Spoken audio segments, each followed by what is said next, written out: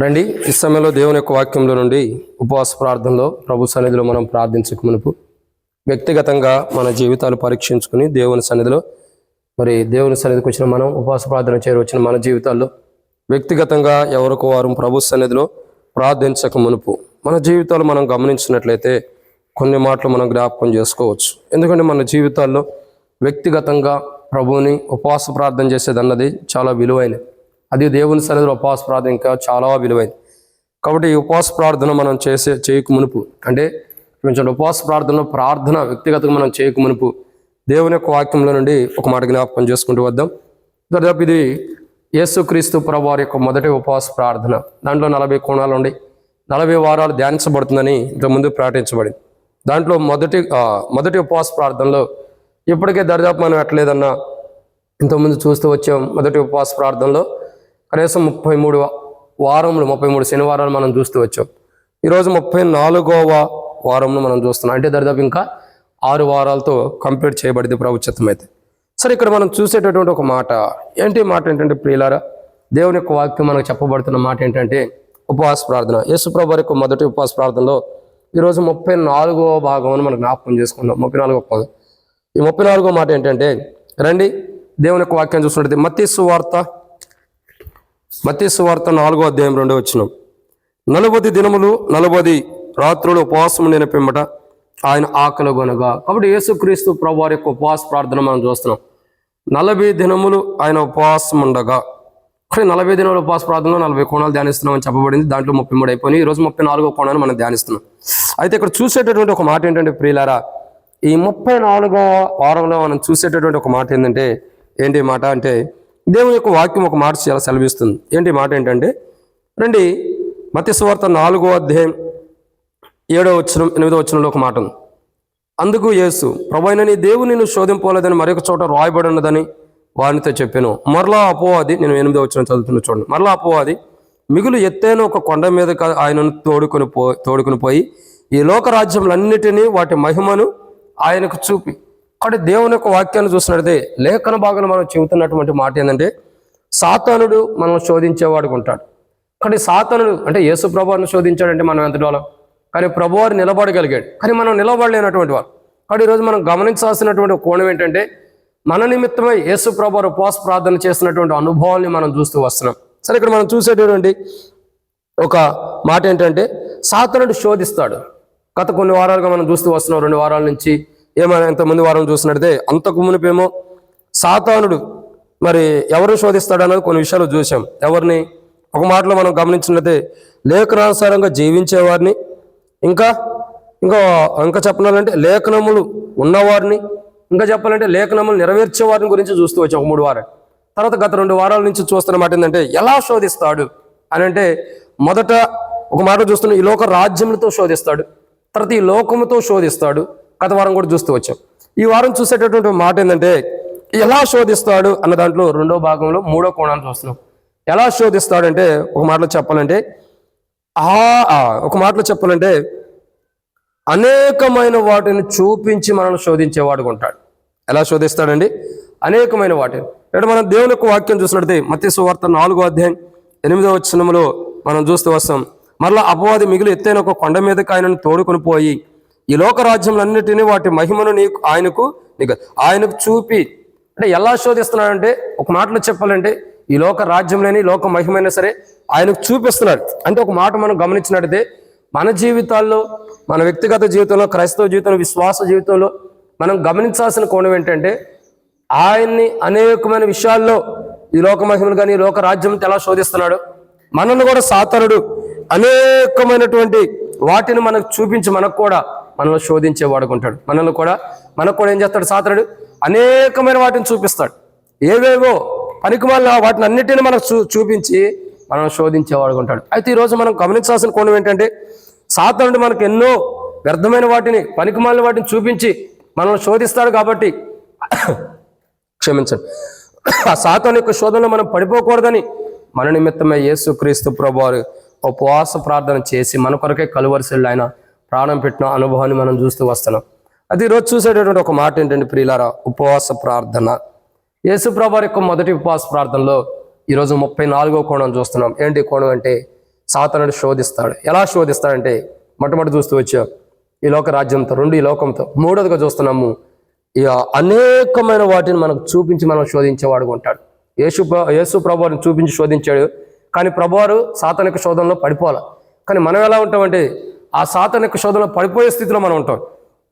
అందుకే యేసుక్రీస్తు ప్రభువారు మన నిమిత్తమై, సాతానుడు యేసు ప్రభువారికి ఎలా అనేకమైన వాటిని చూపించి శోధిస్తూ వచ్చాడో అట్లు సాతానుడు మనకు కూడా అనేకమైన వాటిని చూపించి మనల్ని శోధిస్తాడు. కాబట్టి ఆ సాతాను యొక్క శోధనలో మనం పడిపోకూడదని మన నిమిత్తమై యేసు ప్రభువారు ఉపవాస ప్రార్థన చేశాడు.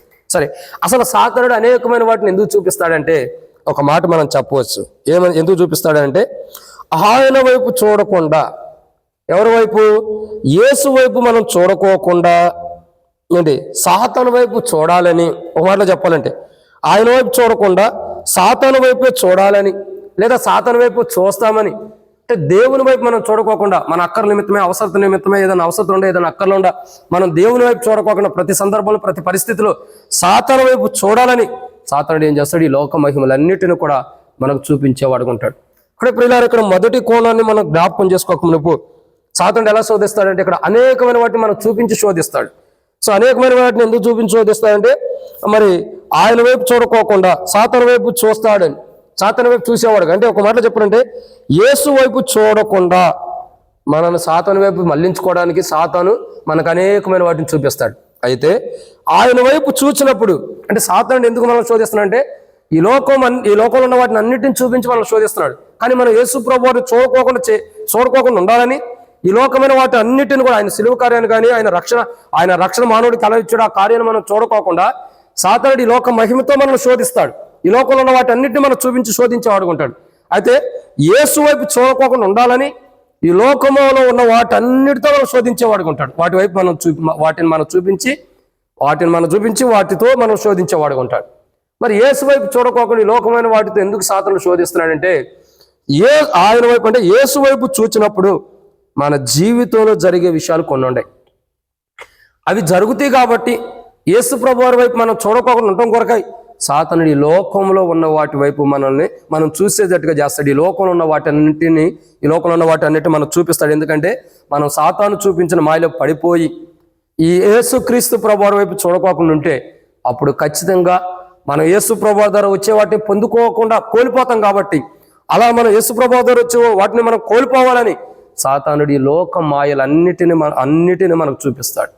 వాటి ద్వారా మనం శోధించేవాడు ఉంటాడు. ఎప్పుడైతే నిజమైన క్రైస్తవుడు, రక్షణ మారుమోసు బాప్తిసం పొందినటువంటి క్రైస్తవుడు, రక్షించబడిన అనుభవం ఉన్న క్రైస్తవుడు సాతాను ఈ లోక మాయలతో దేనితో శోధిస్తాడో వాని శోధనలో పడిపోకుండా, మనం కూడా పడిపోకుండా ఉండటం కొరకు యేసు ప్రభువారు మన నిమిత్తమై ఉపవాస ప్రార్థన చేశాడు. అయితే యేసుక్రీస్తు ప్రభువారి వైపు మనం చూడకూడదని ఈ లోకమైన వాటిని అన్నిటిని చూపించి మనం శోధిస్తున్నాడు సాతానుడు. మరి యేసు ప్రభువారి వైపు చూసినప్పుడు మన జీవితంలో జరిగే విషయాలు ఏంటి? మన జీవితంలో జరిగేవి ఏంటంటే కొన్ని విషయాలు ఉన్నాయి. వాటిని మనం ధ్యానించమునుపు ప్రభు నడిపింపు కొరకు చిన్న ప్రార్థన. మమ్మల్ని మిక్కిలిగా ఎక్కువగా ప్రేమించిన ప్రియ పరలోకపు తండ్రి, పరిశుద్ధుడు అయిన దేవా, మీకు స్తోత్రములు. సమయంలో తండ్రి మరి కొన్ని మాటల వాక్యం ధ్యానించబోతుండే సాయం చేయండి. దాసుడు కన్ను యజమానుడి వైపు చూస్తున్నట్లు, దాసుడు కన్ను యజమానుడి వైపు చూస్తున్నట్లు మా కన్ను మీ వైపు చూస్తున్నాగా మీరే సహాయం అనుగ్రహించండి. దయచేసి నీ ప్రజల పక్షాన నీ కొన్న దయచొప్పున దీతలను జ్ఞాపకం చేసుకుని నాతో మాతో మీరు మాట్లాడండి ప్రభా. ఈరోజు ఉపవాస ప్రార్థనలో వాక్యం ధ్యానిస్తున్న సాయం చేయండి. శత్రు సిగ్గు మీకు మహిమ తెచ్చుకోండి. నాతో మాతో మీరు మాట్లాడండి. మీ ఉద్దేశాలు, మీ ఆలోచనలు నా పట్ల ఏవైతే నెరవేర్చండి. సమృద్ధి అయిన మీ ఆలోచన, సమృద్ధి అయిన మీ చిత్తం బయలుపరచండి. దుష్టుని కార్యాలు అయిపరచండి. దేవా, శత్రువు ఏదైతే కనబడే విభాగాలు శత్రుకాలు జరుగుతున్నాయో వాటన్నిటిని కూడా దూరపరిచి మాతో మాట్లాడక్కర తీర్చమని ఈరోజు పరిచయం అంతా దీవించమని ప్రార్థన చేస్తూ వచ్చిన ప్రజలందరూ బట్టి స్తోత్రములు. రావాల్సిన వారి త్వరపడి తీసుకొని మధ్య మార్గంలో ఉండవ సకాలం నడిపించి శత్రు సిగ్గు మీకు మైండ్ తెచ్చుకోమని, ఆలస్యం కాకుండా కాపాడి ముందున సంతో దీవించమని ప్రభువైన యేసుక్రీస్తు నామం పేరట విశ్వాసంతో స్తుతించి ప్రార్థించి అడిగొట్టుకుంటున్నాము తండ్రి. ఆమేన్.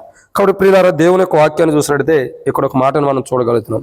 ఏంటి ఈ మాట? ఏంటంటే సాతానుడు ఎలా శోధిస్తాడంటే ఈ లోకమైన వాటన్నిటిని చూపించి మనం శోధిస్తాడు. ఈ లోక మహిమను కానీ ఈ లోకంలో ఉన్న వాటన్నిటిని చూపించి మనం శోధిస్తాడు. ఎందుకు శోధిస్తాడంటే సాతానుడు ఈ లోకమైన వాటిని చూపించి యేసు ప్రభువారి వైపు చూడకూడదని లోకంలో ఉన్న వాటన్నిటిని చూపించి మనకి శోధిస్తున్నాడు. యేసు వైపు చూచినప్పుడు మన జీవితంలో జరిగేవి ఏంటంటే ఒక 5 విషయాలు చూడొచ్చు. దాంట్లో మొదటి మాట అపోస్తలుడైన పౌలు హెబ్రీయులకు రాసిన పత్రిక.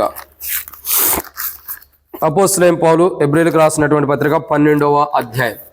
అపోస్తలుడైన పౌలు హెబ్రీయులకు రాసిన పత్రిక 12వ అధ్యాయం 1వ వచనం. ఇంత గొప్ప సాక్షి సమూహం మేఘం వలె మనలను ఆవరించి ఉన్నందున మనము కూడా ప్రతి భారమును సులువుగా చిక్కులు పెట్టి పాపమును విడిచిపెట్టి విశ్వాసమును కర్తయు దాన్ని కొనసాగించు వాడనైన యేసు వైపు చూచుచు మన ఎదుట ఉంచబడిన పందెములు ఓపికతో పరిగెత్తదము. ఆయన తన ఎదుట ఉంచబడిన ఆనందం కొరకు అవమానం నిర్లక్ష్యపెట్టి సిలువను సహించి దేవుని సింహాసనం యొక్క కుడిపార్శ్వమున ఆసీనుడై ఉన్నాడు. కాబట్టి ఇక్కడ మనం చూస్తున్న మొదటి కోణంలో దేవుని లేఖన భాగాలు ఏం సెలవిస్తున్నాయి అంటే మొదటి మాటను చూస్తున్నాం. కాబట్టి ఏంటి మొదటి మాట అని అంటే ఈ లోకమైన వాటన్నిటిని ఎందుకు చూపించి మనం శోధిస్తున్నాడు సాధనుడు. యేసుక్రీస్తు ప్రభువారి వైపు మనం చూడకూడదు. యేసుక్రీస్తు మాట్లాడదు మందిరంలో.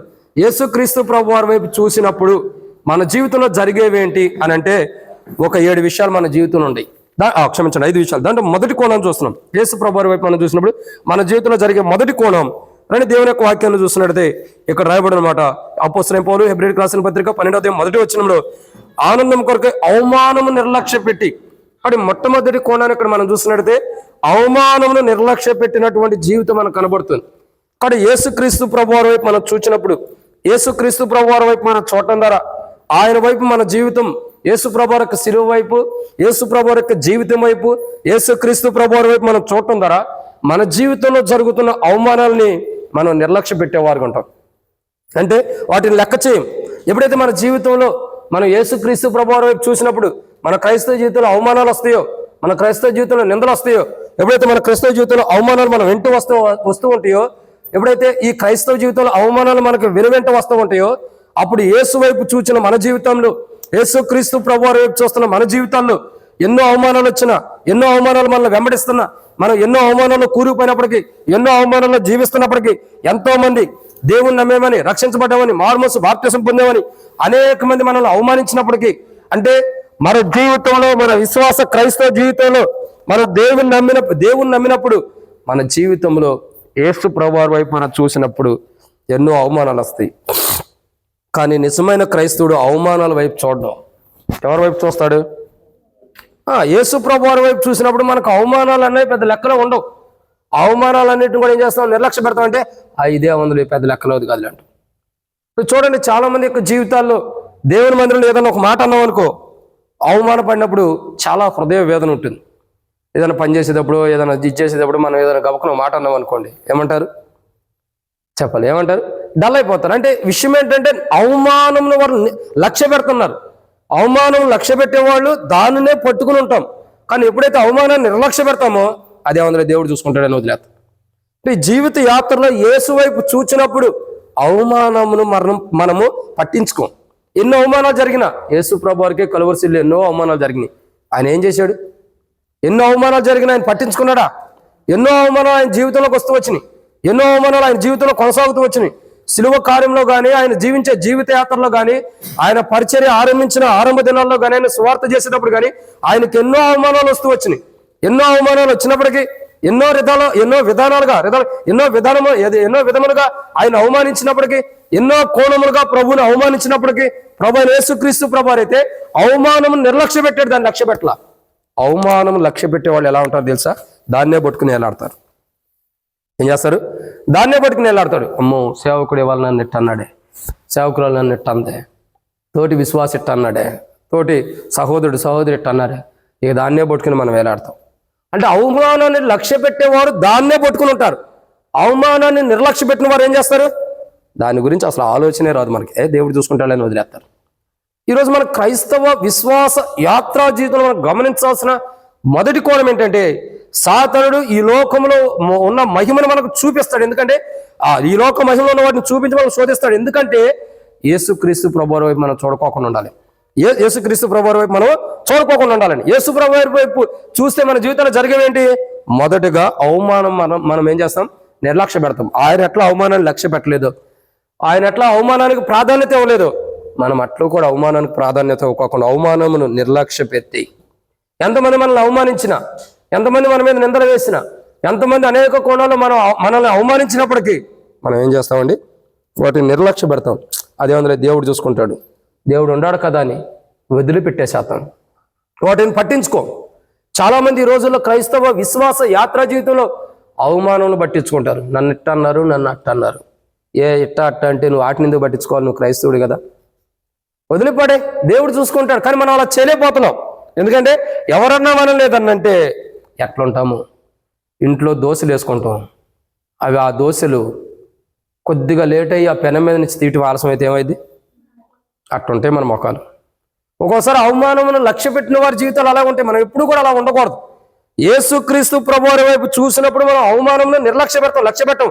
మనం అవమానమును లక్ష్య పెడుతున్నామంటే అవమానం మీద, ఆ అవమానం మనకు జరిగిన దానికి మనం బాధపడుతూ దుఃఖపడుతూ ఉంటున్నామంటే మనల్ని సాతానుడు శోధిస్తున్నాడు.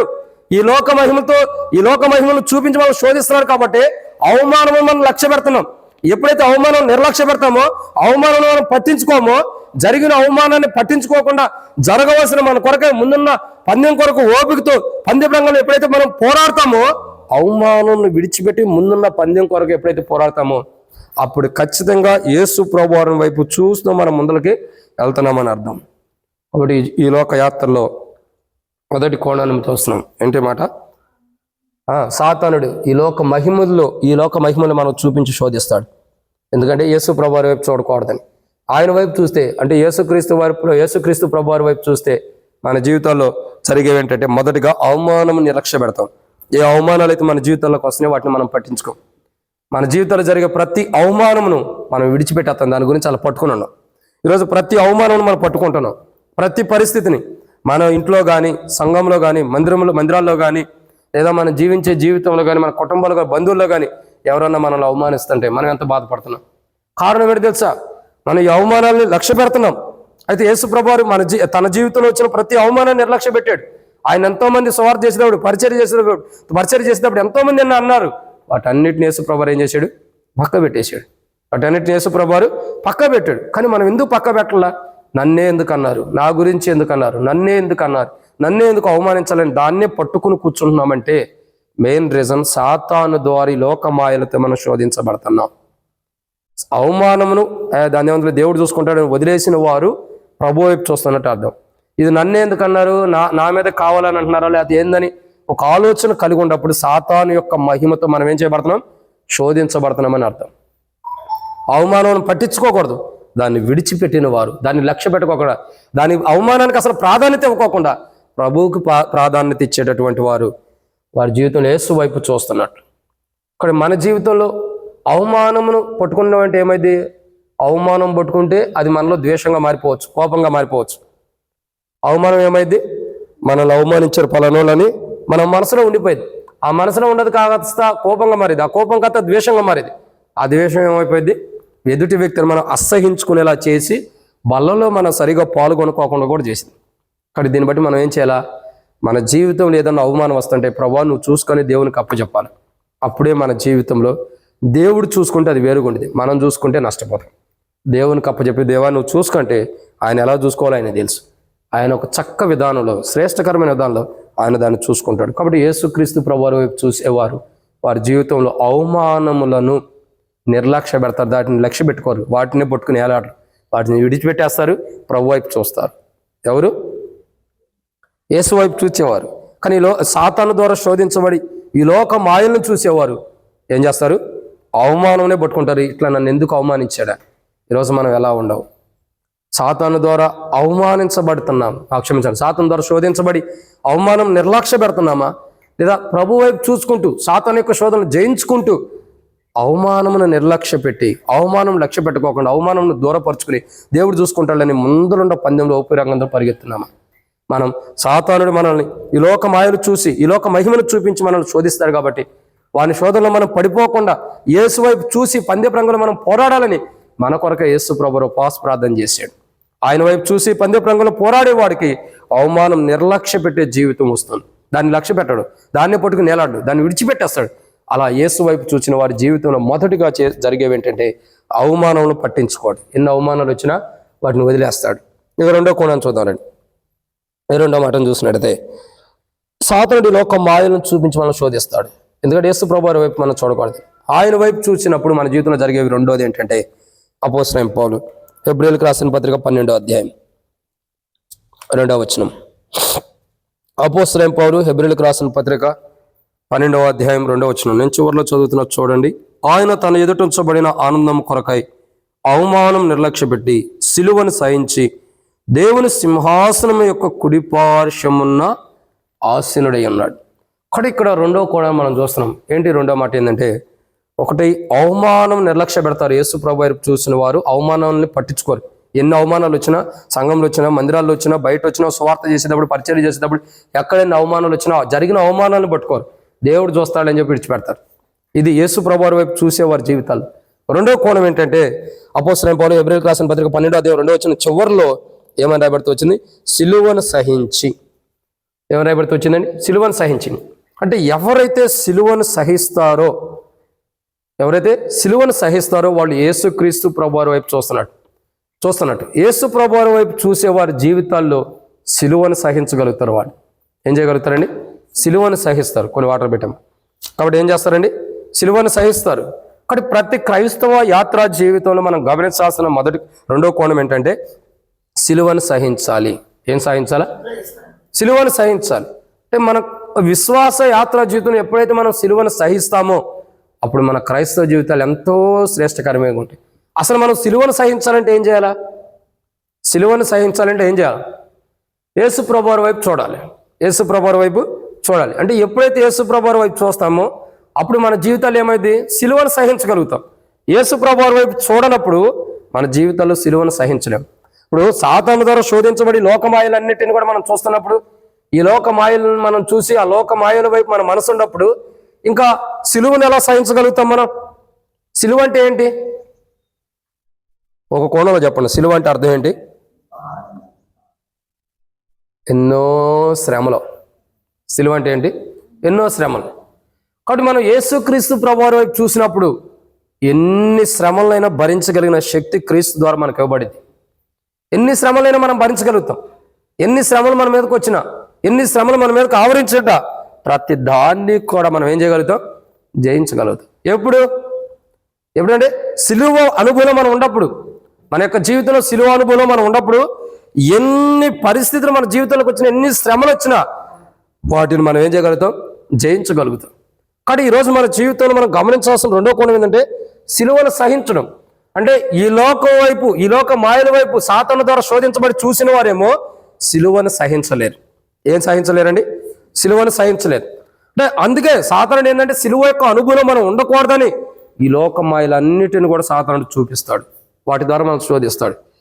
ఎప్పుడైతే మనం యేసుక్రీస్తు ప్రభువారి వైపు చూస్తామో, యేసుక్రీస్తు ప్రభువారి వైపు ఎప్పుడైతే మనం చూస్తామో అప్పుడు ఈ సిలువ యొక్క అనుభవం ఉంటాం. కాబట్టి సాతాను ద్వారా ఎంతగా మనం శోధించబడినా, ఈ లోక మాయల చేత ఎంత శోధించబడినా, ఈ లోకంలో ఉన్న మహిమ చేత ఎంత మనం శోధించబడినా, వాటిని చూపించి సాధారణ మనల్ని ఎంత శోధించినా మనం సిలువ యేసు ప్రభువారి వైపు చూసినప్పుడు ఆ సిలువ యొక్క అనుభవంలోకి వస్తాం. ఆ సిలువ ఏం చేసేదండి? నేను లోకమును, లోకం నాకును.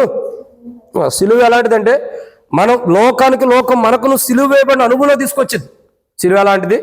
ఈ లోకం మనకు లోకమునకును సిలువ వేసినటువంటి అనుభవంలో తీసుకొచ్చింది. ఇక్కడ మనం రెండో కోణాన్ని చూస్తున్నాం. యేసుక్రీస్తు ప్రభువారి వైపు చూసినప్పుడు మన జీవితాల్లో జరిగే రెండో కోణం ఏంటండి? సిలువ అనుభవాన్ని మనం కలిగి ఉంటాం. సిలువ పరిస్థితుల్లో కూడా మనం వెళ్ళటానికి ఇష్టపడతాం. సిలువ కోణంలో మనం జీవించడానికి ఇష్టపడుతున్నాం. అంటే సిలువ అనుభవం మన జీవితంలో ఉంటుంది. సిలువను మనం ఏం చేయలేం? విడిచిపెట్టలేం. ఏం చేయలేమండి? విడిచిపెట్టాం. సిలువను ఏం చేస్తాం? ఎప్పటికప్పుడు దాని యొక్క అనుభవం, సిలువ యొక్క అనుభవంలోనే మనం వెళ్ళేవారుగా ఉంటాం. కాబట్టి దేవుని యొక్క వాక్యాన్ని చూసినట్టే బైబిల్లో రాయబడినటువంటి ఒక మాట సిలువ. కాబట్టి దేవుని యొక్క వాక్యం మనం చెప్పే మాట ఆయన వైపు చూసినాం. అంటే సిలువ వైపు చూడకోకుండా, క్షమించండి, ఈ సాతానుడు చూపించి లోక మాయల వైపు మనం చూడకోకుండా యేసుక్రీస్తు ప్రభువారి వైపు మనం చూసినప్పుడు ఏం జరుగుతుంది? మన జీవితంలో సిలువను సహించగలుగుతాం. అంటే శ్రమలు, ఎన్ని బాధలు వచ్చినా, ఎన్ని ఇబ్బందులు వచ్చినా, ఎన్ని పరిస్థితులు మన జీవితంలో ఎదురవుతున్నా వాటన్నిటిని మనం సహించగలుగుతాం. ఈరోజు మన జీవితాల్లో చూడండి, ఏది మనం సహించలేం. ఏది కూడా సహించలేం. ఒక బాధను సహించలేం, ఒక ఇబ్బందిని సహించలేం, ఒక శోధన సహించలేం, ఒక శ్రమను సహించలేం. ఏదొచ్చినా దేవుని అడుగుతూనే వస్తాం, దేవా ఎందుకు ఈ పరిస్థితులు తీసుకొచ్చాను. కానీ నిజంగా యేసుక్రీస్తు ప్రభువారి వైపు చూసే వ్యక్తి సిలువను ఖచ్చితంగా సహిస్తాడు. ఏం చేస్తాడండి? సిలువను సహిస్తాడంటే ఆ వచ్చే శ్రమలు, అవమానాలు, నిందలు, ఆ బాధలు, ఆ ఇబ్బందులు అన్నిటిని సహించగలుగుతాడు సిలువ వైపు చూసిన వ్యక్తి. మనం సిలువ వైపు చూడలేదు కాబట్టి దేన్ని కూడా మనం సహించలేకపోతున్నాం. దేన్ని కూడా ఏం చేయలేకపోతున్నాం? సహించుకోలేకపోతున్నాం. దీన్ని కూడా సహించలేని కారణం ఏంటంటే సిలువ అనుభవంలో సిలువను మనం సహించలేకపోతున్నాం. యేసుప్రభు వారు ఆయన వైపు చూసిన వారిలో అవమానం నిర్లక్ష్య పెట్టిన జీవితం ఉంటుంది. రెండు, ఆయన వైపు చూసేవారి జీవితంలో సిలువను సహించేటటువంటి జీవితం ఉంటుంది. సిలువ యొక్క అనుభవం వారి జీవితంలో ఉంటుంది. దినదినము ప్రతి విషయాల్లో సిలువ వేయబడతారు, ప్రతి కోణాల్లో సిలువ వేయబడతారు, ప్రతి సందర్భంలో కూడా సిలువ వేయబడతారు వారు. ఇక్కడ ఈరోజు మన క్రైస్తవ విశ్వాస జీవితంలో ఉపవాస ప్రార్థనకు వచ్చిన మనం గమనించాల్సిన కోణం ఏంటి మాట, సాతానుడు ఏం చేస్తాడంటే ఈ లోకమాయలన్నిటిని, లోక మహిమన్నిటిని చూపించి మనల్ని శోధిస్తాడు. ఎందుకంటే యేసు ప్రభువారి వైపు మనం చూడకూడదని. ఆయన వైపు అంటే యేసు క్రీస్తు ప్రభువారి వైపు మనం చూసినప్పుడు మన జీవితంలో జరిగేది మొదటిది ఏంటి? అవమానాలను మనం పట్టించుకోం, దేవుడు చూసుకుంటాడు, విడిచిపెడతాం, అంటే నిర్లక్ష్య పెడతాం. రెండు, యేసు ప్రభువారి వైపు మనం చూసినప్పుడు రెండోది మన జీవితంలో జరిగేది ఏంటి? సిలువను సహించగలుగుతాం, అంటే శ్రమలను సహించగలుగుతాం. ప్రతి వచ్చే శ్రమను చూసి ఎందుకు ఈ శ్రమలు వచ్చినాయి, ఎందుకు ఈ బాధలు వచ్చినాయని మనం ఎప్పుడు అనుకోం. ఏం చేస్తామండి? ప్రతి బాధని, ప్రతి కష్టాన్ని, ప్రతి అవమానాన్ని మనం ఏం చేస్తాము? సహించుకుంటాం. దేవుడు చూసుకుంటాడు. అక్కడ రెండో కోణం, యేసుక్రీస్తు ప్రభువారి వైపు మన జీవితాలు, యేసుక్రీస్తు ప్రభువారి వైపు మనము ఆయన వైపు చూసినప్పుడు అవమానాలను పట్టించుకోం. మన జీవితాలు వచ్చి ప్రతి శ్రమలు, ప్రతి ఇబ్బందులు, ప్రతి బాధలు కూడా పట్టించుకోకుండా వాటిని జయించుకుంటూ, వాటిని తట్టుకుంటూ, వాటిని జయించుకుంటూ ముందరికి వెళ్తాం. ఎందుకంటే ఆ జరిగేవి మన జీవితాల్లో ఏమీ చేయలేం. ఎన్ని శ్రమలు, ఎన్ని బాధలు వచ్చినా, ఎన్ని కోణాల్లో మన జీవితాల్లోకి వచ్చినా ఏవి మనకేం చేయవు. కానీ అట్లా కూడా మనం వెళ్తాం అంతే. చూడండి, షద్రక్ మిషక్ అబేద్నెగోలు అగ్నిగుణంలో వేయబడకుండా ఉండరా? వేయబడ్డారు. కానీ వారి జీవితాలు ఏమైందండి? షద్రక్ మిషక్ అబేద్నెగోలు అగ్నిగుణంలో వేయబడినా వారు కాలిపోయారా? లేదు. ఎందుకంటే వాళ్ళ పరిస్థితిలో కూడా వెళ్ళినా వారి జీవితాలు ఏం జరుగుతూ వచ్చిందండి? వారి జీవితంలో కూడా వారు వెళుతున్నప్పుడు కూడా వాళ్ళు వెళ్ళాలా, ఆ మార్గంలో కూడా వెళ్ళాలి, అగ్నిగుణంలోకి వెళ్ళాలి. వెళ్ళిన తర్వాత ఏం జరిగింది? కాపాడగలుగుతూ వచ్చాడు దేవుడు. అందుకే ఈరోజు మన జీవితాల్లో మనకు అవసరమైంది ఏంటంటే సిలువను సహించాలంటే అనుభవంలో కూడా మనం వెళ్ళాలి. కానీ వాటిలో ఈ అగ్నిగుణంలోకి నేను ఎందుకు వెళ్ళాలా, ఈ శ్రమలు నేను ఎందుకు అనుభవించాలని మనం తిరస్కరిస్తే మన జీవితాల్లో సిలువని సహించిన అనుభవం ఉండదు. కాబట్టి ఆ సిలువను సహించిన అనుభవం మన జీవితంలో ఉండాలని, యేసు ప్రభువారి వైపు మనం చూడాలని, యేసు ప్రభువారి వైపు మన నిమిత్తమే ఆయన సిలువను ఎట్లా సహించాడు అలా మనం కూడా సిలువను సహించాలని మన నిమిత్తమే యేసు ప్రభువారు ఉపవాస ప్రార్థన చేశాడు. ఇది రెండవ కోణం. ఇక మూడవ కోణం చూద్దామండి, చాలా టైం అయిపోయింది, త్వరగా ముగిద్దాం. మూడవ కోణం, అపోస్తలుడైన పౌలు హెబ్రీయులకు రాసిన పత్రిక 12వ అధ్యాయం. అపోస్తలుడైన పౌలు హెబ్రీయులకు రాసిన పత్రిక 12వ అధ్యాయం 2వ వచనం మనం చూస్తూ వస్తున్నాం. మూడవ మాట 2వ వచనం మనం చదువుదాం. ప్రతి భారమును సులువుగా చిక్కులు పెట్టు, పాపమును విడిచిపెట్టి విశ్వాసమును కర్తయు దాన్ని కొనసాగించేవాడినైన యేసు వైపు చూచుచు మన ఎదుట ఉంచబడిన పందెమును ఓపికతో పరిగెత్తుదాము. ఆయన తన ఎదుట ఉంచబడిన ఆనందము కొరకై. దేని కొరకండి? ఆనందం కొరకై. ఇక మూడో కోణాన్ని చూస్తున్నాం. ఏంటి మూడో మాట? ఒకటి, సాతానుడు ఈ లోకమాయలన్నిటిని చూపించి మనల్ని శోధించేవాడుగా ఉంటాడు. ఎందుకంటే మనం యేసుక్రీస్తు ప్రభువారి వైపు చూడకూడదని, ఈ లోకం వాటిని చూపించి మనం శోధిస్తున్నాడు. యేసు ప్రభువారి వైపు మన కళ్ళు వెళ్ళకూడదని, ఆయన చూడకూడదని. మరి యేసుక్రీస్తు ప్రభువారి వైపు చూస్తే మన జీవితంలో జరిగేది ఏంటి? మొట్టమొదటిగా అవమానమును మనం నిర్లక్ష్య పెడతాం. అవమానాన్ని పట్టించుకోం, ఎన్నో అవమానాలు వచ్చినా. రెండు, సిలువను సహించగలుగుతాం, అంటే ఎన్ని శ్రమలు, ఎన్ని ఇబ్బందులు వచ్చినా వాటిని సహించగలుగుతాం. మూడోదిగా చూసినట్టయితే ఓపికతో ఉండే జీవితం మనం కలిగి ఉంటాం. ఎలాంటి జీవితం అండి? ఓపిక. మూడో కోణం ఏంటంటే ఓపిక మనలో ఉంటుంది. మనం ఎప్పుడైతే యేసు ప్రభువారి వైపు చూస్తామో, ఎప్పుడైతే యేసుక్రీస్తు ప్రభువారి వైపు మన జీవితాలు, యేసు ప్రభువారి వైపు మనం చూసుకుంటూ వెళ్తామో, ఈ లోకమాయలను చూడకోకుండా యేసు ప్రభువారి వైపు ఎప్పుడైతే మనం చూస్తామో అప్పుడు మన జీవితాలు ఏం జరుగుతుందండి? ఓపిక అన్నది మన జీవితంలో వచ్చింది. ఏమొచ్చింది? ఓపిక. మనకేం అవసరం? మనకేం అవసరం అండి? ఓపికే అవసరం. అదే మనకుండదు. ఏముండదు? అదే మనకుండదు. ప్రతి మనుషుని యొక్క జీవితంలో ఓపిక అన్నది ఎంతో ప్రాముఖ్యమైనది. మనం ఓపికతో ఉంటాం అన్నది కష్టం. నిజంగా యేసు ప్రభువారి వైపు చూసే వారి జీవితంలో ఓపిక అంటే ఓర్పు ఎక్కువ ఉంటుంది. ఏముండదండి? ఓర్పు. అంటే ఎంతగా యేసు ప్రభువారి వైపు మనం చూస్తామో అంతగా ప్రతి విషయంలో కూడా మనం ఏం చేస్తాము? ఓర్చుకుంటాం. యేసు ప్రభువారి వైపు మనం చూడనప్పుడు ప్రతిదానికి మన జీవితంలో సనుగులు గొనుగులే ఉంటాయి. ఓర్పు ఉండదు. మీరు చూడండి, యేసు ప్రభు వారి వైపు చూసే ప్రతి వ్యక్తి తన జీవితం ఏముందండి, ఓర్పు ఎక్కువ ఉంటుంది. ప్రతిదాన్ని సహిస్తారు, ప్రతిదాన్ని కూడా సహిస్తాం. సనుగులు గొనుగులు ఉండవు, సనుగులు గొనుగులు ఉండవు. ఈ దినాల్లో వాక్యం ఎక్కువ చెప్తే టైం ఎక్కువైపోతే అన్న టైం ఎక్కువైపోయింది అంటారు. కానీ పూర్వ దినాల్లో అపోస్తలుడైన పౌలు ఒక ప్రాంతం విడిచి మరొక ప్రాంతానికి వెళ్ళవలసిన వాడు ఉండగా ఆ టైంలో ఏం చేస్తాడు, రాత్రి చాలా ఎక్కువ అయ్యేదాకా కూడా ప్రసంగిస్తూనే ఉంటాడు పౌలు. రాత్రి చాలా వరకు ప్రసంగిస్తాడు. మనం రేత్రాల్లో ప్రసంగిస్తూ ఉంటారా? ఒక అరగంట 30 గంటకి నిద్రలు స్టార్ట్ అవుతాయి రేత్రిపూట. ఆల్రెడీ ప్రేయర్ పెడితే గంటకు చూస్తే అందరూ నిద్రపోతూ ఉంటారు. నిద్రపోయిన అనుభవం వచ్చేసింది, నిద్రపోవటం కాదు. ఇంకా గంటకు చూస్తే ఏం చేస్తాం, ఇక అందరూ సాగిలి పడతాం. అంటే మన జీవితాలు ఏంటంటే ఓర్పు లేదు, ఓర్పు అన్నది లేదు. ఏది తట్టుకోవడానికి ఓర్పు ఉండదు. పౌలు చూడండి, ఆ దినాల్లో ఎంత వాక్యం చెప్పినా, రాత్రి అల్లయో అతను చెప్పిన, రాత్రి వరకు ఆయన చెప్పిన, ఎంత సమయం వరకు ఆయన చెప్పినా అందరిట చూస్తూ ఉండిపోయారు. కానీ పౌలా ఇంటికి వెళ్ళొద్దా, భోజనం చేయొద్దా, తిండి తినొద్దా, ఈ కుశల ప్రశ్నలు ఎవడ వేసిన వాళ్ళు లేరు ఆడ దినాల్లో. ఎవరు ఇలా ఎంత టైం అవుతుంది పౌలా, ఇంత టైం చెప్పొచ్చా? మన కొత్త ట్రైన్ ఏంటి తెలుసా, ఒక మనిషి మైండ్ సెట్ అంట 45 నిమిషాల కంటే ఎక్కువసేపు వర్తమాన జ్యోతి వినడంట. ఈ 45 నిమిషాల వర్తమానమే మైండ్లో ఉండిద్దంట. కానీ ఇక తర్వాత చెప్పినంత కూడా వెళ్ళిపోయిద్దంట. కొత్త ఆలోచనలు తీసుకొస్తారు మన వాళ్ళు అందరూ కూడా, ఎక్కడెక్కడో చెప్పినాయని. 45 నిమిషాల వరకు అంటే మరి పౌలు రేత్రాలు ఎట్లా చెప్పాడు వాక్యం? పౌలు రేత్రాల వాక్యం చెప్పినప్పుడు ప్రజలు ఎలా విన్నారు? వాళ్ళకున్న బ్రెయిన్ మనకు లేదా? వాళ్ళకున్న మైండ్ సెట్ మనకు లేదా? మరి వాళ్ళు రేత్రాల్లో పౌలు వాక్యం చెప్పినప్పుడు ఎట్లా అన్నారు? మనం 45 నిమిషాలకి చాలా ఇంకొద్దని ఎట్లా చెబుతున్నాం? అందుకే మన జీవితాలు ఎట్లా ఉంటున్నాయి, పౌలు దినాల్లో ఉన్న క్రైస్తవ జీవితాలు అట్లా ఉంటాయి. వాళ్ళు ఎట్టుంటానికి వాళ్ళు అట్టుంటానికి కారణం ఉంది. వాళ్ళు ఉన్నతమైన శిఖరాల్లో ఉంటారు, మనం దిగజారిపోయిన స్థితిలో ఉన్నాం. కారణం ఏంటి? ఆ దినాల్లో పౌలు వాక్యం చెప్పేటప్పుడు రేంబాలు ఎంతసేపు అని వినటానికి ఆసక్తి కలిగి ఉంటారు. ఈ దినాలు ఎప్పుడు ముగిస్తారా వీడని ఎదురు చూసేవాళ్ళు ఎక్కువ ఉంటారు.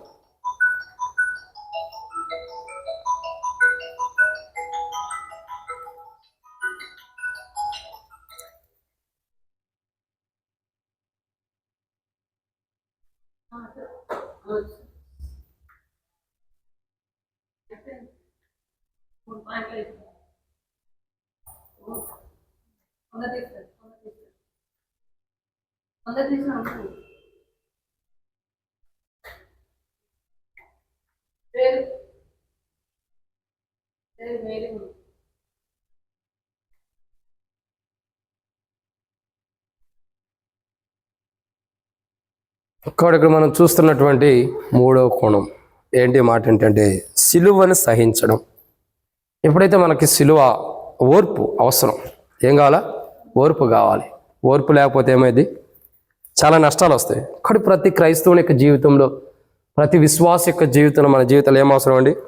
ఓర్పు. మనకేం కావాలా? ఓర్పు కావాలి.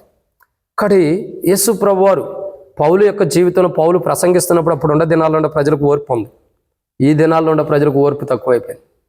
ఎంత టైం చదువుతావన్నా, ఎంతసేపు చదువుతావన్నా, వాక్యం చెప్పేటప్పుడు కూడా లేచి నిలబడి అడుగుతున్నారు చాలామంది, ఎంతసేపు చదువుతావు, టైం ఎంత అయింది అంటే. ఓర్పు, వాక్యం వినటానికి మనకు ఓర్పు లేదు. అసలు మన క్రైస్తవ జీవితం జీవించేది మనం దేనికి? వాక్యంతోనే కదా. ఆ వాక్యం వినటానికే మనకు ఓర్పు లేనప్పుడు ఈ దేవుని రాజ్యానికి ఏం ప్రవేశిస్తాం? కష్టం. కానీ మన జీవితాల్లో ఏం కావాలంటే ఓర్పు అవసరం. ఏం అవసరం అండి? ఓర్పు.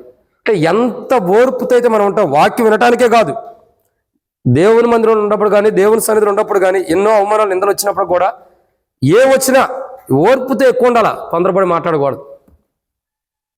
అన్నిటిని ఓపికతో సహించాలి. అప్పుడే మన క్రైస్తవ జీవితంలో ప్రభు వైపు చూస్తున్నామని అర్థం. ప్రభు వైపు చూస్తున్నామని అర్థం. ఓపిక లేనప్పుడు మన జీవితంలో మనం ఎన్ని చేసినా అది ఒకరోజు నష్టంలోకే కానీ మేలు కొరకు ఉండదు.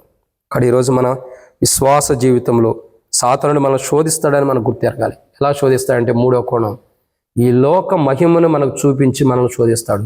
ఎందుకు ఈ లోక మహిమను చూపించి మనం శోధిస్తాడంటే మనం యేసు ప్రభు వారి వైపు చూడకూడదని. మరి యేసుక్రీస్తు ప్రభు వారి వైపు చూసినప్పుడు మన జీవితంలో జరిగేవి ఏంటంటే, మొదటిగా మనం అవమానాలు నిర్లక్ష్య పెడతాం, అవమానాలు పట్టించుకోం. 2, సిలువను సహిస్తాం అంటే శ్రమలు సహించగలుగుతాం. ఎన్ని శ్రమలు, ఎన్ని బాధలు వచ్చినా సహిస్తాం. వాటి మీద ఎందుకు వచ్చిన ప్రభువుని మనం తిరగబడం. 3, ఏం చేయగలుగుతామండి? ఓపిక ఎక్కువ ఉంటుంది మన జీవితాల్లో. ఏముంటుంది? ఓపిక. మన జీవితంలో ఓపిక లేదనుకో ఏం చేయలేం. ఓపిక లేకపోతే ఏమైంది? దేవుని రాజ్యం కూడా అమ్మో, దేవుని రాజ్యం ఎప్పుడో వచ్చిందని మనం తొందరగా వెళ్ళిపోతాం దేవుని దగ్గరికి. యేసు ప్రభువారు ఎప్పుడో వస్తానంటున్నాడు, ఇంకా రావట్లేదు, ఇంకెంతకాలం ఆయన కోసం ఎదురు చూడాలని ఇప్పుడే వెళ్తావా తొందరగా దేవుని దగ్గరికి? ఎంత వెళ్ళినా మనం అక్కడికి వెళ్ళాం. ప్రభు మధ్యాకాశానికి వచ్చేంత వరకు కూడా మనం చచ్చిపోయినా ఎదురు చూడాల్సిందే సమాధిలో కూడా. అవును కదా? చాలామంది ఏం చేస్తారు, యేసు ప్రభువారు ఎప్పుడో వస్తాడు అంటున్నాడు, రావట్లేదు, నేనే ఆయన దగ్గరికి వెళ్తానంట. పొరపాటున నేనే ఆయన దగ్గరికి వెళ్తానని ఏదైనా ఆత్మహత్య చేసుకుని ఉంటే నరకానికి వెళ్తావు, ఆయన దగ్గరికి వెళ్ళవు. అందరూ పడి ముందరికి వెళ్తే ఏం జరిగిద్ది? నరకానికి వెళ్తాం తప్ప పరలోక రాజ్యానికి వెళ్ళాం. ప్రభు వచ్చి నాకు నేనే ఆడ ఉండాలి, నేనే ముందర వెళ్తానంటే ఏం జరిగిద్ది? వెళ్తాం, మనం ముందరకు నరకానికి వెళ్తాం. అట్లా ఉండకూడదు. ఈ లోకంలో దేవుడు మనకి ఇచ్చిన ఆయుష్ వరకు మనం అనుభవించాల్సిందే. అది 70 సంవత్సరాలు ఇచ్చినా, 30 సంవత్సరాలు ఇచ్చినా, 40 సంవత్సరాలు ఇచ్చినా, 50 సంవత్సరాలు ఇచ్చినా ప్రభు మనకి ఇచ్చిన ఆయుష్ కొలదే మనం జీవించాలి. ప్రభు పిలుచుకున్నప్పుడు వెళ్ళాల్సిందే. లేదు ప్రభు నువ్వు పిలిచేదాకా నేనే త్వరగా వస్తానంటే వెళ్తావు నరకానికి. అంతమించి ఎక్కడికి ఎక్కడికి వెళ్ళాం? నరకానికి వెళ్తాం. కానీ మనం చచ్చిపోవడానికి కూడా, ప్రభు దగ్గరికి వెళ్తానికి కూడా తొందరపడకూడదు. ఓపిక అవసరం. ఈ లోకంలో నన్ను దేవుడు ఎందుకు ఉంచాడు? ఆయన దగ్గర పిలుచుకోకుండా ఇంకా మనం శ్రమలు అనుభవించలేము, ఇంకా బాధలు మనం తట్టుకోలేము, ఇంకా మనం ఇబ్బందులు తట్టుకోలేము, ఇంకా ప్రభు కొరకు ఏదైనా చెయ్యాలేము. అంటే మనల్ని ప్రభు ఈ లోకంలో ఎందుకు ఉంచాడంటే, లేదా మనకు ఓర్పు లేదు కాబట్టి ఆ ఓర్పు కలిగిన జీవితం మనం పొందుకునేంత వరకు ఈ లోకంలో మనల్ని ఉంచాడేమో ప్రభు. ఎందుకొరకు ఈ లోకంలో ప్రభు ఉంచాడో మనకు తెలియదుగా. చాలాసార్లు అంటాం, ప్రభు ఇంకెంతకాలం ప్రభు, నువ్వు తీసుకో ప్రభు అంట. ప్రభు తీసుకుంటే నువ్వేం చేస్తా? నువ్వు చేయాల్సిన పని ఎవరు చేస్తాడు? నీకు అప్పగించిన పని ఎవరు చేస్తారు? అంతేనా? మందిరంలో చేపలేటి నీకు అప్పగించాడు, నన్ను తీసుకో ప్రభు అంటే చేపలేసే పని ఎవరు చేస్తాడు? మందిరం తుడిచే పని నీకు అప్పచెప్పాడు, నన్ను తీసుకో ప్రభు అంటే తుడిచేది ఎవరు చేస్తారు? భాషల్లో కడిగే పని నీకు అప్పచెప్పాడు, ప్రభు నన్ను తీసుకుంటే అవి కడిగేది ఎవరు? నిన్ను ఎందుకు నిలబెట్టాడు ఇక్కడ? ఎందుకు ఉంచాడు? నువ్వు చేయాల్సిన పని ఉంది, అది నేను చేయను ప్రభు, నన్ను ఇంట్లో కష్టాలు బాబు తట్టుకోలేకపోతున్నా, నన్ను తీసేసుకో ప్రభు అంటే ఆయన తీసుకునే లెక్క అయితే నువ్వు అడిగేదాకా ఆయన ఉంటాడా? నువ్వు చెప్పిన మాట చేయడానికి ఆయన దేవుడు అనుకున్నావా, మనిషి అనుకున్నావా? మన ఇంట్లో పిల్లలు, మనకు పుట్టిన పిల్లలు అయితే మనం చెప్పిన మాట వింటారు. ఇప్పుడు వాళ్ళు కూడా వింటున్నారా? వింటల్లా. మన ఇంట్లో ఉన్నవారు ఎవరో కూడా మన మాట కూడా వింటారు ఇప్పుడు ఈ దినాల్లో. మరి నువ్వు చెప్పిన మాట ఆయన ఎందుకు చేయాలా? ఆయన నిన్ను సృష్టించాడా, నువ్వు ఆయన సృష్టించేవా? ఆయనే మనం సృష్టించినప్పుడు మనం ఏం చేయాలి? మరి ఆయన మాట వినాలి. కానీ మనం ఏమంటాం? ఏంది ప్రభు ఎట్లా చేసావు, నన్ను తీసేసుకో ప్రభు అంటావు. నిన్ను తీసుకోవాల్సిన దినం ఏంటన్నది ఆయన తెలియదు. ఆ రోజు ఏందన్నది, ఎప్పుడు నన్ను తీసుకోవాలి ఆయన తెలీదా? ప్రార్థన చేస్తాం, ప్రభా ఇప్పుడు తీసేసుకో ప్రభా, ఈ క్షణం. ఎప్పుడు ఏదన్నా ఇంట్లో కొట్లాట్లో గొడవ జరిగినప్పుడు, బాధలు వచ్చినప్పుడు, బతికే కంటే చావటం మంచిది, దేవా నన్ను ఎందుకు ఈ లోకం నుంచి అయ్యా తీసుకుంటావు? ఆయన తీసుకుంటే రేపు పొద్దున ఏడుస్తావు, ప్రభా నేను అప్పుడే వచ్చేసేనా, నా కుటుంబం దగ్గర కొన్నాళ్ళు గడిపితే బాగుండిద్దని అక్కడికి వెళ్ళి ఏడుస్తావు సమాధిలో. ఖచ్చితంగా జరగదు అదే. అందుకే ఎప్పుడు కూడా ప్రభా నువ్వు తీసేసుకో అనవాక, కబక్కనే నీ మాట ఆయన నీ ప్రార్థన అంగీకరించి నేను తీసుకున్నాడు అనుకో, ఏం చేస్తావు ఈ లోకం లేక? ఏం చేస్తావు? ఏం చేయలేవు. మళ్ళీ తిరిగి రావాలని వస్తావా? తిరిగి రావటం అసంభవం. మన్ను అనేది వెనకటం వల్ల మరలా భూమి చేరుతుంది, కానీ తిరిగి రావటం అసంభవం. ఒకవేళ ఎవరో ఒకళ్ళ దేహంలోకి నువ్వు ఆత్మగా ప్రేరేపించి వచ్చినా కానీ, సాతాను లేదా దెయ్యం వల్ల వచ్చినా ఎవరు ఒప్పుకోరు. పలానా వచ్చిందంటే నువ్వు ఎందుకు వచ్చా, నువ్వు ఎన్నదరాలు విశ్వాసంగా ఉండవు, ఇప్పుడు ఎందుకు వచ్చా, దెయ్యం మారేమో అని చెప్పి మాలాంటి సేవకులు మళ్ళీ ఆ దెయ్యాన్ని వదిలించాలి.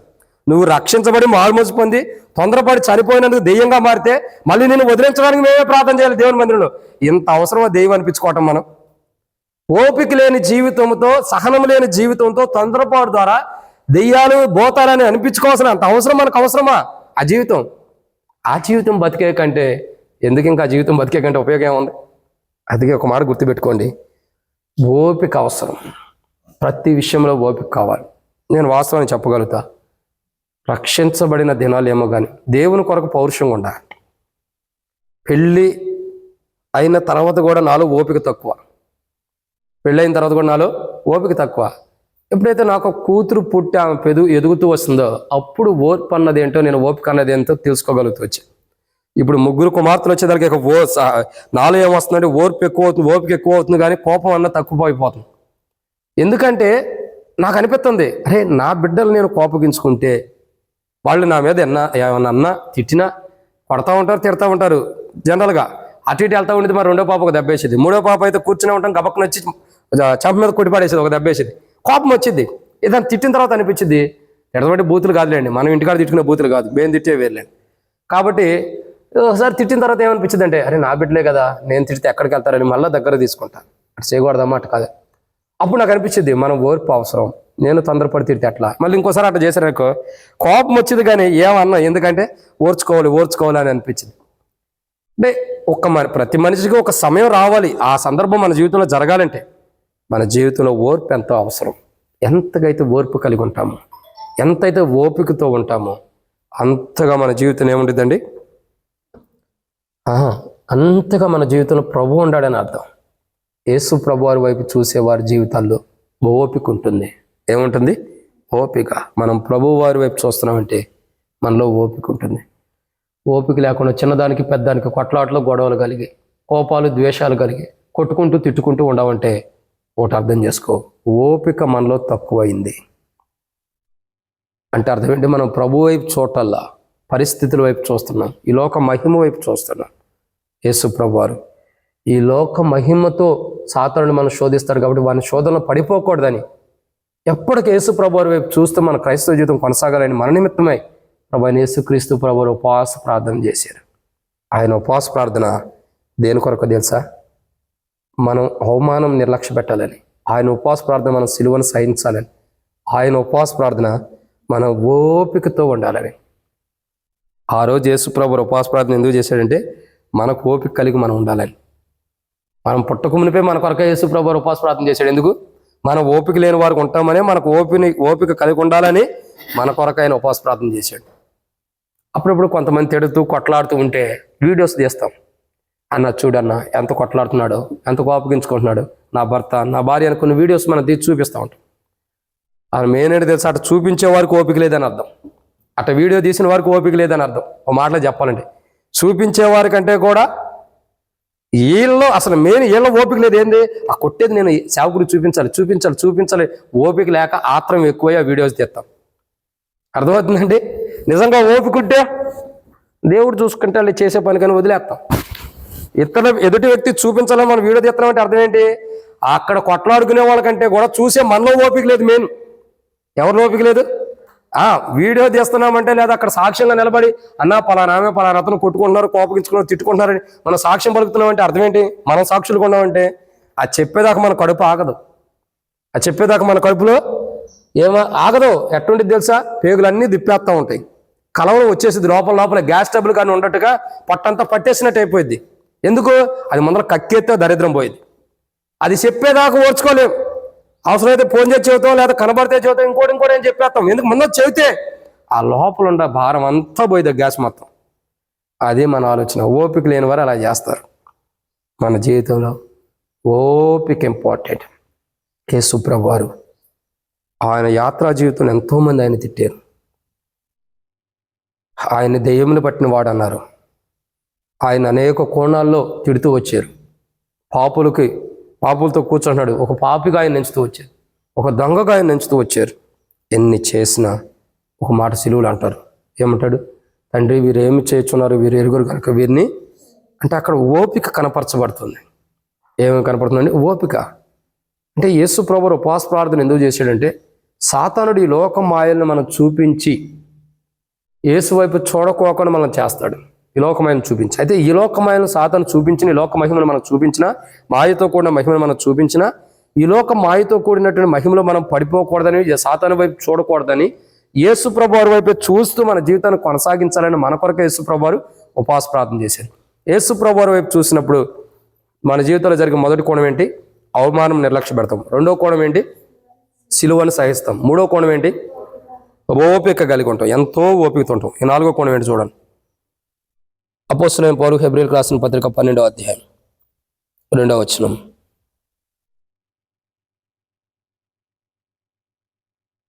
మనము కూడా ప్రతి భారమును సులువుగా చిక్కులు పెట్టి పాపమును విడిచిపెట్టి విశ్వాసమును కర్తయు దాన్ని కొనసాగించువాడైన యేసు వైపు చూచొచ్చు. కాబట్టి ఇక్కడ నాలుగో కోణాన్ని చూస్తున్నాం. ఈ సాతానుడు ఈ లోక మాయలతో మనల్ని శోధించి ప్రభు వైపు మన కన్నులు చూడకోకుండా త్రిప్పివేయడానికి మనం శోధిస్తాడు. అయితే యేసు ప్రభు వారి వైపు మనం చూడకోకుండా ఉండాలని సాతానుడు శోధిస్తాడు. యేసు ప్రభు వారి వైపు చూస్తే మొదటిగా అవమానం నిర్లక్ష్య పెడతాం, అవమానాలు పట్టించుకోం. 2 శ్రమలు ఎన్నొచ్చినా, బాధలు ఎన్నొచ్చినా తట్టుకుంటాం, సిలువను సహిస్తాం. 3 ఓపికతో ఉంటాం. ఇక 4వ కోణం ఏంటంటే విశ్వాసం కలిగి మనం వెళ్తాం. ఎలా వెళ్తామండి? విశ్వాసం. అంటే యేసు ప్రభువారి వైపు మనం చూసినప్పుడు మనలో ఏముండిద్ది? విశ్వాసం ఉండిద్ది. అంటే సాతానుడు యేసు ప్రభువారి వైపు మనం చూడకోకుండా, యేసు ప్రభువారి వైపు మనం చూడకోకుండా ఉండేటట్టు సాతానుడు చేస్తాడు. యేసు ప్రభువారి వైపు మనం చూడనప్పుడు మన జీవితాలు ఏం జరిగిద్ది? ఏముంటుందండి? విశ్వాసం ఉండదు. యేసు ప్రభువారి వైపు చూస్తేనే మనలో విశ్వాసమును కర్త ఎవరు? యేసు ప్రభువారి. అంటే సేనాధిపతి, అంటే విశ్వాసమునకు మెయిన్ అధిపతి ఎవరంటే యేసు ప్రభువారిని బట్టి మనం ముందరకు వెళ్తాం. ఆయన ఎలా విశ్వాసం కలిగి ఉండాలో, ఎలా విశ్వాసం కలిగి ఉన్నాడో అవి మనకు నేర్పించాడు. ఆ విశ్వాసాన్ని బట్టి మనం ఏం చేస్తాం? ముందరకు వెళ్తాం. అంటే ఈ జీవిత యాత్రలో, ఈ లోక యాత్రలో మనం గమనించాల్సిన 4వ కోణం ఏంటంటే, యేసు ప్రభువారి వైపు మనం చూసినప్పుడు మన జీవితంలో ఏం జరుగుతుందండి? విశ్వాసం కలిగి మనం ఉంటాం. అయితే సాతానుడు ఏంటి? విశ్వాసం కోల్పోయేటట్టు చేస్తాడు. సాతాను యొక్క సమూహంలో విశ్వాసం ఉండిద్దా? ఉండదు. సాతానుడి యొక్క స్వభావం ఏంటి? మనుషుల్లో దేవుని మీద ఉన్న విశ్వాసాన్ని పోగొట్టడమే సాతాను యొక్క స్వభావం ఒక కోణంలో చూస్తే. కానీ ఇక్కడ దేవుని వాక్యం ఏమంటుంది? విశ్వాసం కలిగి మనం ఉండాలి. ఎప్పుడైతే మనం విశ్వాసం కలిగి ఉంటామో, ఎప్పుడైతే విశ్వాసం కలిగి మనం జీవిస్తామో, అప్పుడు మన జీవితాలు ఎలా ఉంటాయి? ఆశీర్వాదకరముగా ఉంటాయి. అప్పుడు మన జీవితాలు ఎలా ఉంటాయండి? ఇక్కడ మనం చూస్తున్న 4వ కోణం, విశ్వాసం కలిగి మనం ఉండాలా. ఎలా ఉండాలండి? విశ్వాసం. అంటే ఎంత విశ్వాసం కలిగి మనం జీవిస్తామో, ఎంత విశ్వాసంతో అయితే మనం ముందరికి వెళ్తామో, అంతగా మన జీవితంలో సాతాన్ని మనం జయించగలం. అయితే యేసు ప్రభువారి యొక్క ఉపవాస ప్రార్థన ఎందు నిమిత్తం అంటే ఇక్కడ మనం చూస్తున్న నిన్న మాటిది 4వదిగా ఆయన వైపు చూస్తూ మనం వెళ్ళాలండి. యేసు ప్రభువారి వైపు చూసిన వారి జీవితాల్లో జరిగే 4వ కోణం ఏంటంటే విశ్వాసం కలిగి ఉంటారు. ఎలా ఉంటారు? విశ్వాసం కలిగి. యేసు ప్రభువారి వైపు చూసిన వారి జీవితాల్లో విశ్వాసం ఉంటుంది, అవిశ్వాసం ఉండదు. ఏముంటుందండి? విశ్వాసం. అందుకే అంటాడు కదా, యేసు ప్రభువారి వైపు కాదు, యేసు ప్రభువారి శిష్యులను చూసి అంటాడు. మోగదయం పట్టిన పిల్లవారిని తండ్రి యేసు ప్రభువారి దగ్గర తీసుకొచ్చినప్పుడు ఆ దెయ్యం వదిలించలేకపోయినప్పుడు శిష్యులు, యేసు ప్రభువారు ఆ శిష్యులను చూసి అంటాడు, ఏమంటాడు? విశ్వాసం లేనటువంటి వారు మూర్ఖతనము వర్లారంటాడు. అల్ప విశ్వాసం లేనివారు. ఎందుకు మూర్ఖతనం ఎందుకంటున్నాడు? యేసు వైపు వాళ్ళు చోట్ల యేసు ప్రభుతో ఉంటున్నారే కానీ విశ్వాస జీవితం యేసు ప్రభువారి వైపు చోట్ల. మరి ఎవరి వైపు చూస్తున్నారు? లోకాశల వైపు. లోకం మీద మనసు ఎక్కువ ఉంటుందే కానీ మేము యేసు ప్రభుతో ఉన్నాం, మేము కూడా వదిలించగలం అన్న ఒక ధీమా ధైర్యం ఉంది కానీ విశ్వాసం లేదు. అంటే విశ్వాసం ఉంటే ఏం జరిగిద్ది?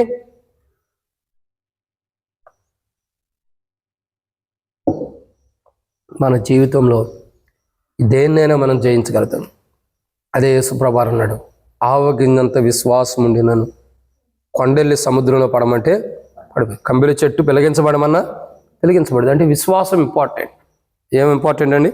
విశ్వాసం. ఈరోజు మన జీవితంలో విశ్వాసం కావాలి.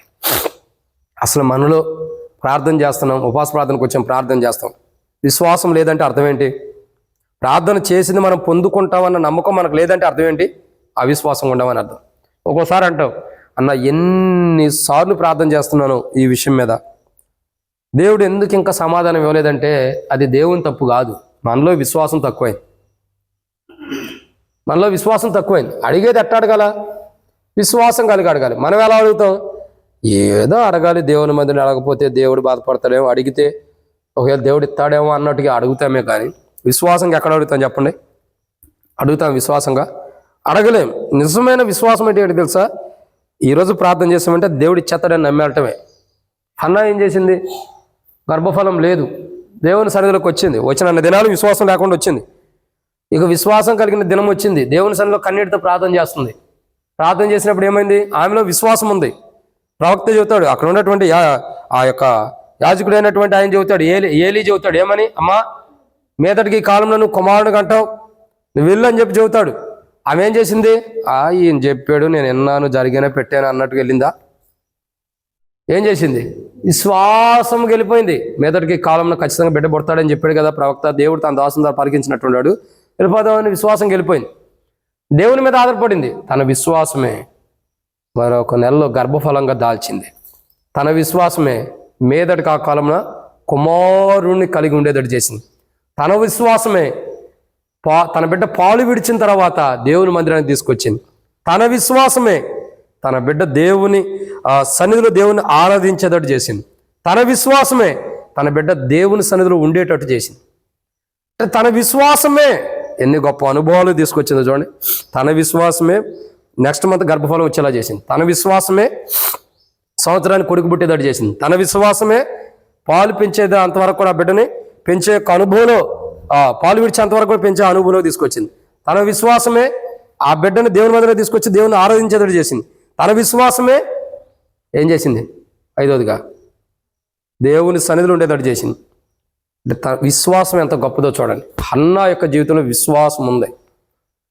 ఎక్కడ కూడా ఇది దేవుడు చేస్తాడా లేదా, అవిద్దా లేదా, రోగం వచ్చిన కోడిలాగా తల కిందకేలా ఏంటి, రోగంతో ఉన్న కోడి ఏం చేసేదండి, ఇటు వేసేసేది తల ఇట్ట పెట్టడానికి కూడా దానికి శక్తి ఉండదు. అందుకేం చేసేది, చూడండి రోగం వచ్చిన కోడి ఇట్ట పడిపోతా ఉండేది, తోలుతా ఉండేది. తాగుబోతులు కానీ ఎలా తోలుతారో అలా తోలేది రోగం వచ్చిన కోడి. అయిపోయింది దాని పని. ఇక తలలో ఆ శక్తి ఉండదు. చాలామంది విశ్వాసం లేని వారు అంటే రోగం వచ్చిన కోడి అన్నాననే తప్పుగా అర్థం చేసుకోకండి. అట్లా తూలిపోతూ ఉంటాం మనం విశ్వాస జీవితంలో, అట్లా పడిపోతూ ఉంటాం. ప్రార్థన అయితే చేస్తాం, ఎట్టుంటాం, ప్రార్థన అయితే చేస్తాం కానీ నీరు గారిపోయిన విశ్వాస జీవితంలో ఉంటాం. ఎందుకు మరి ప్రార్థన చేయటం? మరి ఇప్పుడు ప్రార్థన అంటే ఏంటి? మనకు అవసరమైనది ప్రభు ద్వారా పొందుకోవటం. ప్రభు ఎలా ఇస్తాడు? మన విశ్వాసాన్ని బట్టి, మనం చేసిన ప్రార్థన బట్టి మనకి ఇస్తాడు. ఆ ప్రార్థన చేస్తున్న దాంట్లో విశ్వాసం లేనప్పుడు ఇంక మనం ప్రార్థన చేసిన ప్రభు ఎలా ఇస్తాడు?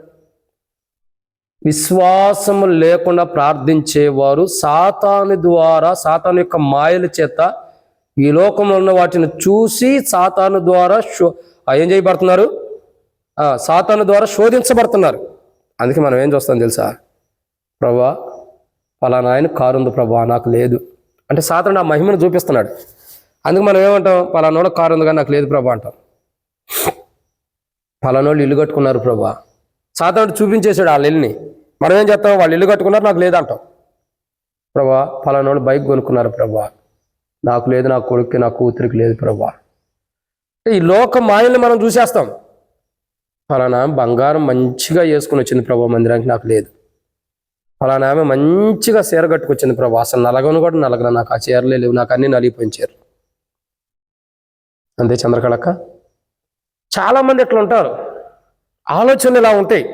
ఆమె అట్లా వచ్చింది, ఎట్లా వచ్చింది, నాకు ఏం లేవు ప్రభా, నాకు ఏం లేవు ప్రభా, నేను ఏంది ప్రభా ఎప్పటి నుంచో ఎట్టాకుంటున్నాను ప్రభా, ఏంటి ప్రభా నా జీవితం అనుకుంటాం. దానికి అర్థం ఏంటి తెలుసా? సాతానుడు ఈ లోక మాయల్ని నీకు చూపించి నిన్ను శోధిస్తున్నాడు, విశ్వాసం లేకుండా చేశాడు. నువ్వు ఎదుటి వ్యక్తి వైపు చూసి ఆయనకు అది ఉంది నాకు లేదు ప్రభు అనుకుంటున్నావు అంటేనే ఆ లోక మాయలను చూపించాడు. అంటే మనలో విశ్వాసం తగ్గిపోయిందని అర్థం. అర్థమైందండి? మనలో విశ్వాసం తగ్గిపోయింది. అది విశ్వాసం తగ్గబట్టేగా సాతానుడు చూపించి చూస్తుంది. మనలో విశ్వాసం ఉంటే మనం ప్రభు వైపే చూస్తాం కదా, అవునా కదా? మరి అది కాబట్టి ఎప్పుడూ కూడా మనం ఏం చేయాలా? విశ్వాసాన్ని పోగొట్టుకోకూడదు, విశ్వాసం తక్కువ చేసుకోకూడదు. అంటే యేసు ప్రభువారి వైపే మనం చూడాలి. ఎప్పుడైతే యేసు ప్రభువారి వైపు మనం చూడమో అప్పుడు మనలో విశ్వాసం తక్కువైపోయింది. విశ్వాసం తక్కువైపోతే ఏం జరుగుతుంది? విశ్వాసం తక్కువైతే ఏం జరిగింది? ఈ లోక మాయలన్నిటి ద్వారా మనం శోధించబడతాం. అలా ఈ లోక మాయలన్నిటి ద్వారా మనం శోధించబడకూడదనే యేసు ప్రభువారు మన కొరకే ఉపవాస ప్రార్థన చేసింది. ఆ యొక్క అరణ్యంలో యేసు ప్రభువారు ఉపవాస ప్రార్థన ఎందుకు చేశాడు? ఈ లోక మాయలతో సాతానుడు మనం శోధిస్తాడు, దాని యొక్క శోధనలో మనం పడిపోకూడదని మన కొరకే యేసు ప్రభువారు ఉపవాస ప్రార్థన చేశాడు. ప్రియ సహోదరుడు సహోదరి, ఈరోజు నీవు నేను ఎలా శోధించబడుతున్నామో, ఒకవేళ మనం సాతాను ద్వారా ఈ లోక మాయల చేత శోధించబడుతున్నామంటే మనలో విశ్వాసం లేదు. విశ్వాసం కర్త అయిన యేసు ప్రభువారి వైపు మనం చోట్ల, తద్వారా మన జీవితాలు ఏం జరుగుతుందండి? ఓ రోజు నష్టపోతాం. అలా నష్టపోకూడదని, విశ్వాసం కలిగిన వారుగా మనం ఉండాలని మన కొరకై యేసు ప్రభువారు ఏం చేశాడు? ఉపవాస ప్రార్థన చేశాడు. ఇది ఎన్నోమాట? 4. ఇక 5వ విషయం చూద్దాం. అపోస్తలుడైన పౌలు హెబ్రీయులకు రాసిన పత్రిక 12వ అధ్యాయం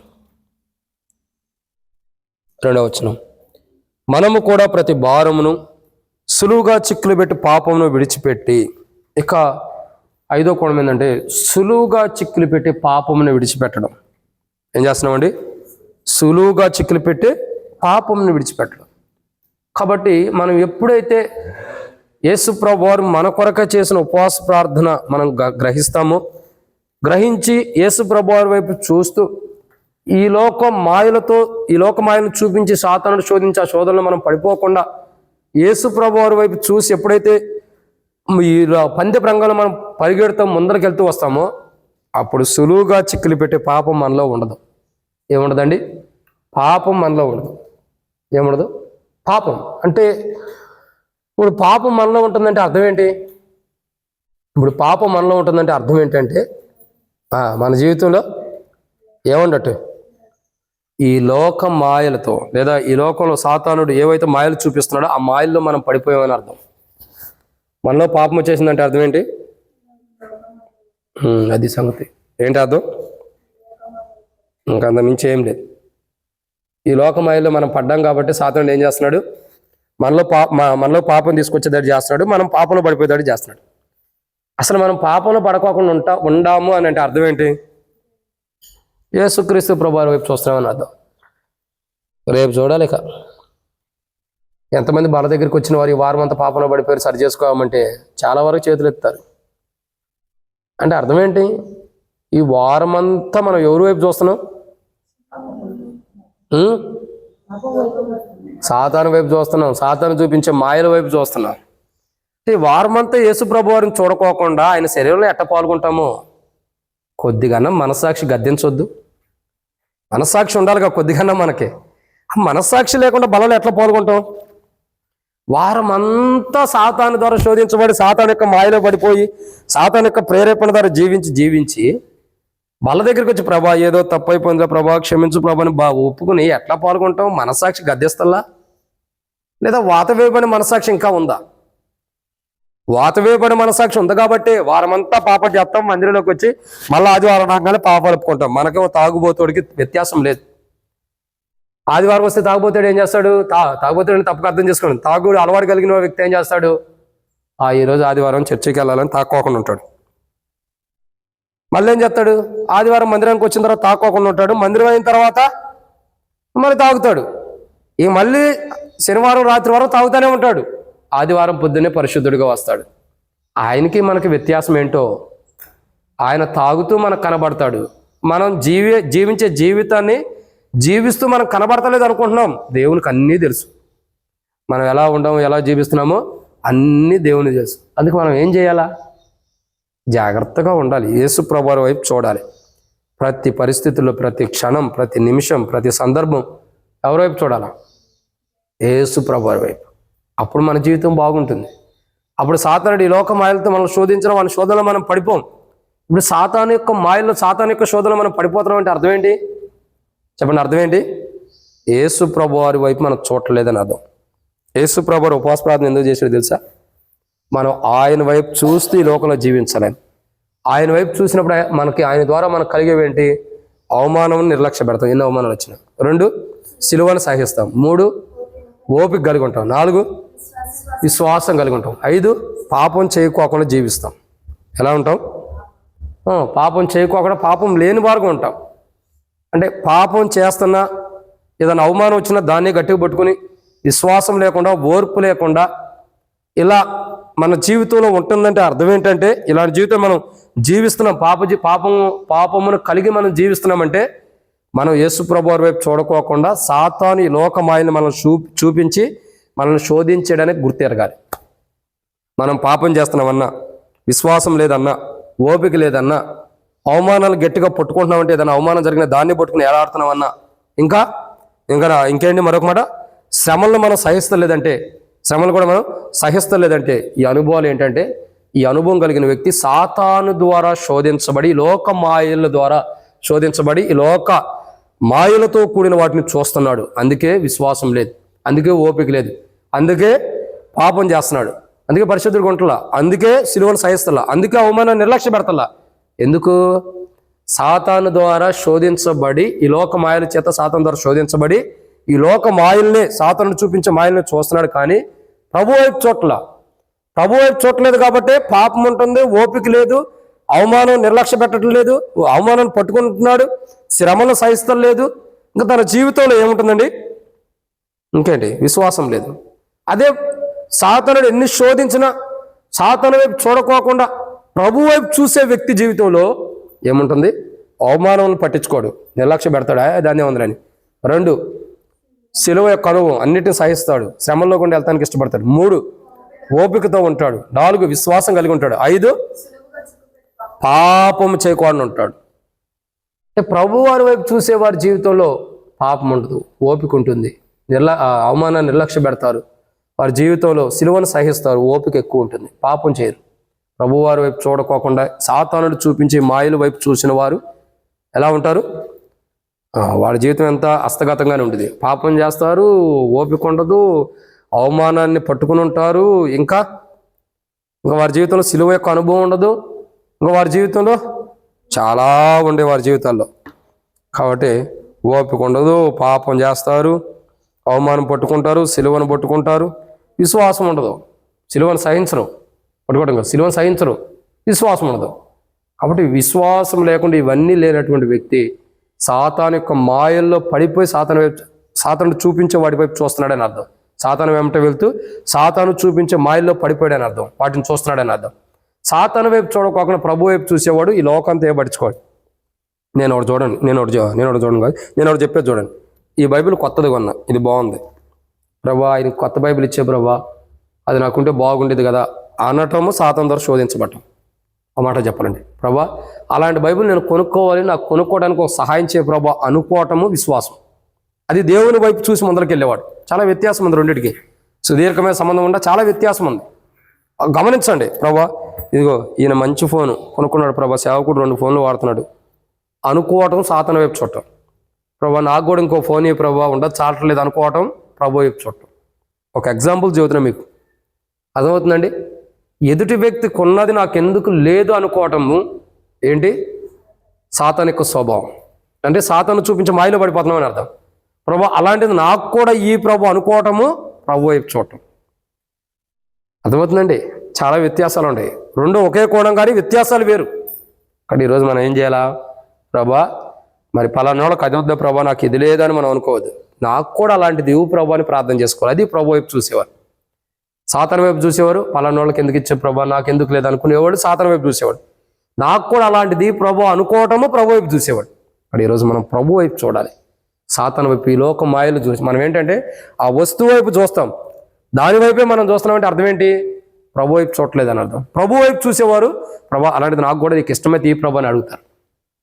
కానీ అలా మనం సాతాను ద్వారా శోధించబడి, ఈ లోక మాయల చేత శోధించబడి సాతాను వైపు చూడకూడదని ఎప్పటికీ మన జీవితం యేసు ప్రభువు ఈ లోకం ఎలా జీవించాడో ఆయన వైపు మనం చూస్తూ వెళ్ళాలని మన కొరక యేసు ప్రభువు సాతానుడు ఈ లోక మాయల చేత మనం శోధిస్తాడని తెలిసే ఈ లోక మాయల చేత సాతానుడు శోధించినా, వాటిని చూపించి శోధించినా, వాడు చూపించి లోక మాయల్లో మనం పడిపోకూడదని మన కొరక యేసు ప్రభువు ఉపవాస ప్రార్థన చేశాడు. ఇది యేసు ప్రభువు యొక్క మొదటి ఉపవాస ప్రార్థనలో 34వ వర్తమానం ఇది. కాబట్టి ఈరోజు మన జీవితాల్లో ఈ 34వ వర్తమానం ద్వారా మనం ఎన్నో నేర్చుకున్న వారిమై, సాతానుడు ఈ లోకంలో ఉన్న ప్రతిదీ నువ్వు ఇంటికి వెళ్ళే మార్గంలో ఎన్నో చూపిస్తాడు, ఇంటికాడ కూడా ఎన్నో చూపిస్తాడు.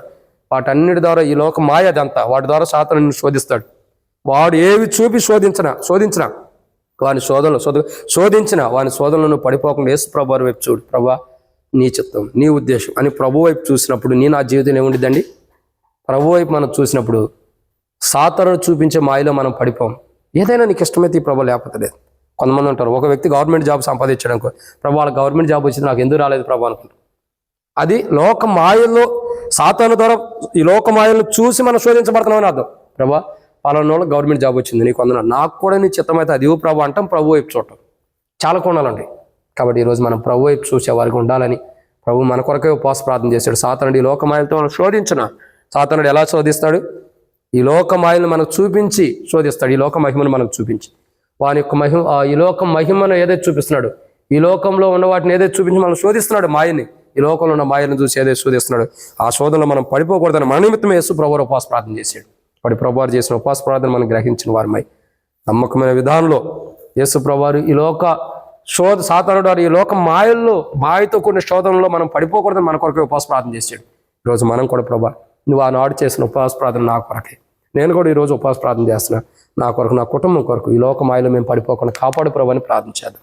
ఎప్పుడైతే అలా ప్రార్థన చేసుకుంటామో ఈ లోక మాయలో ప్రభు మనం పడిపోకుండా కాపాడటం కొరకై ప్రభు చేసిన ప్రార్థన మనకు అండగా, ఆదరణకరంగా, చుట్టూ కంచిగా, అగ్నిప్రకాల దూతలు కావలా గుంచి ప్రభు చేసిన ప్రార్థన మనం ఈ లోకంలో ఈ సాతానుడు ఈ లోకం మాయలతో మనం శోధించడం, మన శోధనలో మనం పడిపోకుండా ప్రభు వైపు చూసినట్టు ప్రభు యొక్క ప్రార్థన మనకి సహాయం చేయను గాక. అలాంటి ప్రార్థన మనం చేసుకున్నట్లు ప్రభు యొక్క అనుభవంలో ఉపవాస ప్రార్థన మనం చేయనట్టు ప్రభు సహాయం చేయను గాక. ఆమేన్.